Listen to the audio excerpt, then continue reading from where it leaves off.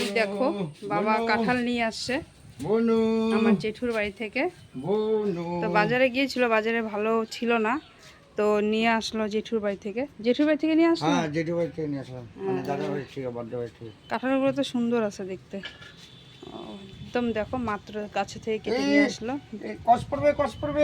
কাঁঠাল এই দেখো দেখো দেখো দেখো দেখো, এই যে ধরে না বলো।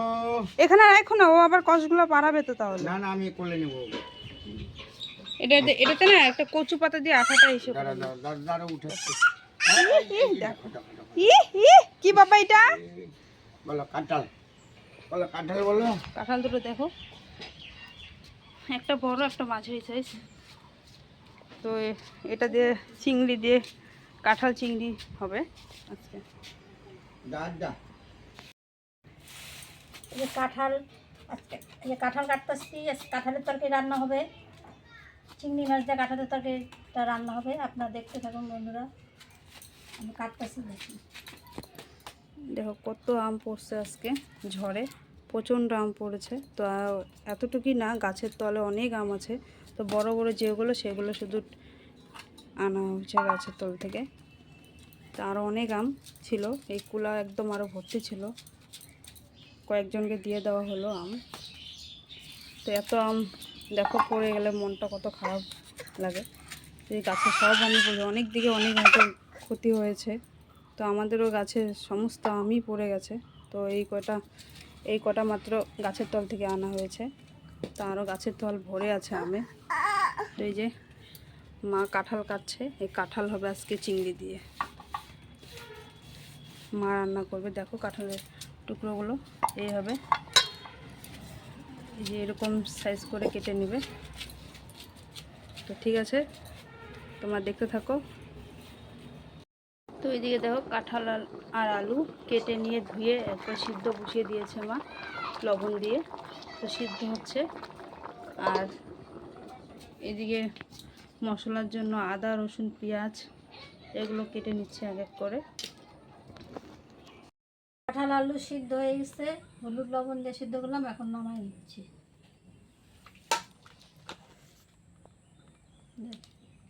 একদম ভুলে গেছে, কাঁঠাল খুব সিদ্ধ হয়েছে, খুব ভালো। বেশি সিদ্ধ হয়ে গেছে নাকি? না না, ঠিকই আছে। সিদ্ধ না, দেখিস না কাঁঠালটা খুব ভালো না, কাঁঠালটা টাটকা কাঁঠাল একদম শক্ত থাকে। দেখো কি সুন্দর সিদ্ধ হয়েছে, মমের মতো সিদ্ধ হয়ে গেছে। পেঁয়াজ ধরে দিলাম কাঁঠালের তরকারির জন্য, কড়াই বসা দিচ্ছি। কড়াই তারপর তেলটা সব সামনে নিয়ে তেল দিয়ে দিলাম। কাঁঠালের তরকারির জন্য তেল দিয়ে দিলাম। তেলটা একটু জিরা, কাঁঠালের তরকারির জন্য জিরা সম্বার, তেজপাতা, গরম মশলা, লং, দারচিনি সব দিয়ে দিলাম।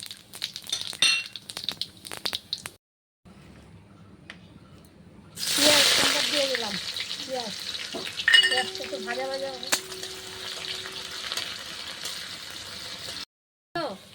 এখন মশলাটা দিয়ে দেবো। এর মধ্যে জিরা বাটা আছে, আদা বাটা আছে, রসুন বাটা আছে, ধনের গুঁড়া আছে, সব কিছু দিয়ে, এই যে সব কিছু দিয়ে যে মশলা, রসুন বাটা আছে, মশলাটা দিয়ে দিলাম।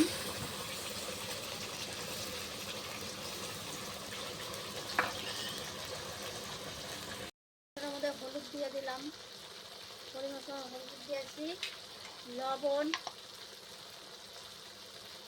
হলুদটা দিয়ে দিলাম। সিদ্ধ কাঁঠালটা, আলুটা সিদ্ধ সব দিয়ে দিলাম, দিয়ে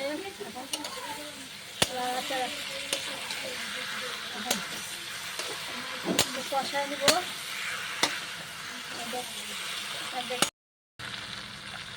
কাঁঠাল কষানো হয়ে এসছে খুব সুন্দরভাবে, কালার দেখো সবাই বন্ধুরা সবাই। এখন আমি একটু জল দিয়ে দেবো।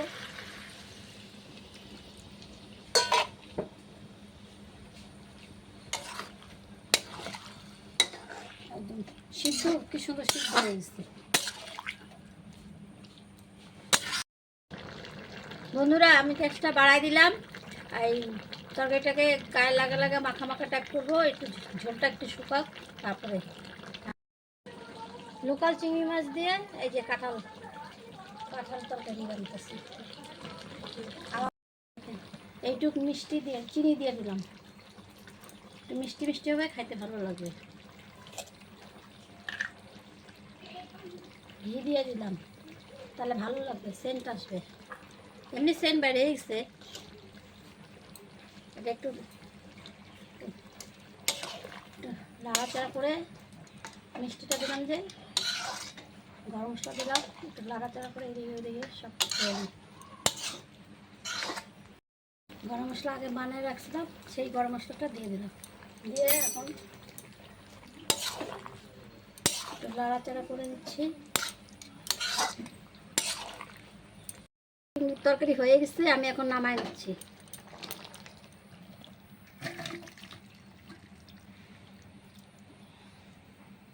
আমার কাঁঠালের তরকারি হয়ে গেছে, নামাই ফেলছি। এখন ওই কাঁঠালের তরকারি আমরা আগে খাবো না, আমার ভাসুর বাড়িতে দিয়ে আসবো, তারপরে আমরা খাবো সবাই। এই যে আমার কাঁঠালের তরকারি হয়ে গেছে, বেশি ঝোল তো রাখি নাই, ঝোল খাওয়া যায় না কাঁঠালের তরকারিতে, মাখা মাখাই খায়, এটা গায়ে গায়ে লাগানো লাগানো। আমরা এই যে এখন রান্না আমার হয়ে গেল, আগে আমার ভাসুরের বাড়িতে দিয়ে আসবো, দিয়ে এসে তারপরে আমরা সবাই পোলাও, ছেলে টেলে যা আছে বাড়ির ফ্যামিলি সবাই তারপরে খাবে। উনি আমাদের বড় গুরুজন ব্যক্তি, তো তাকে আগে দিতে লাগে।